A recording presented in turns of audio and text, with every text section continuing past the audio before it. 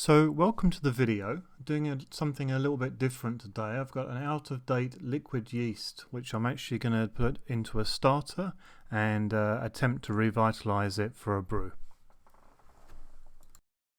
So here's the yeast that I'm going to revitalize, and as you can see, this is a best before date of April the 3rd 2016.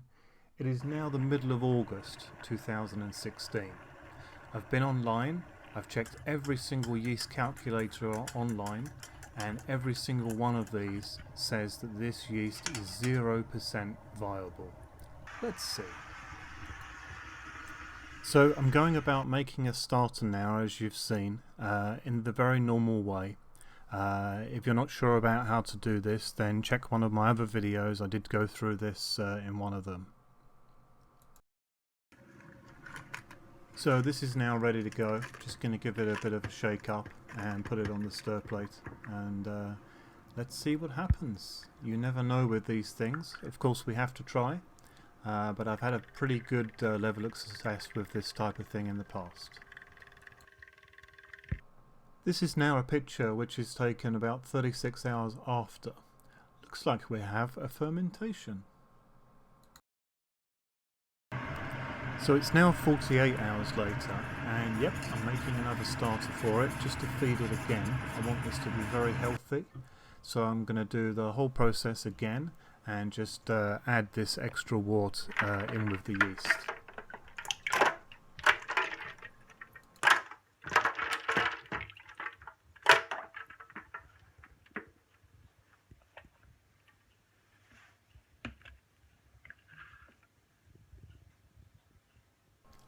And now I'm going to have some of that Belgian Pale Ale.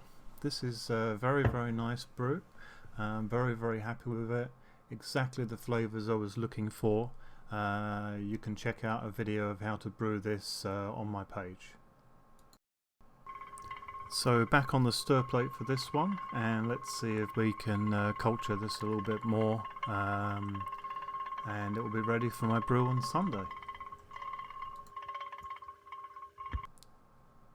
So what I did last night was I actually cold crashed this in the fridge, and now all of the yeast is at the bottom and it's ready to decant.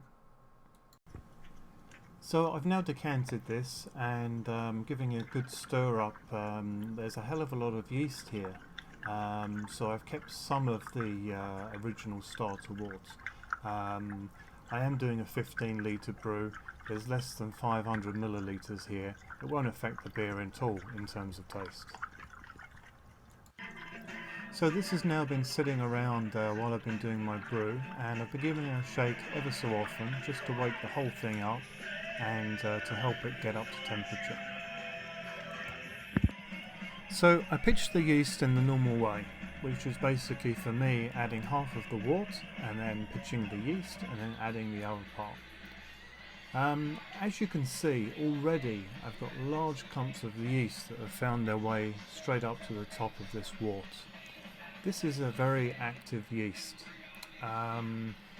It's hard to think that some people would have thrown this away, and here I am utilising something which was considered worthless, and it's making me a fantastic Christmas ale.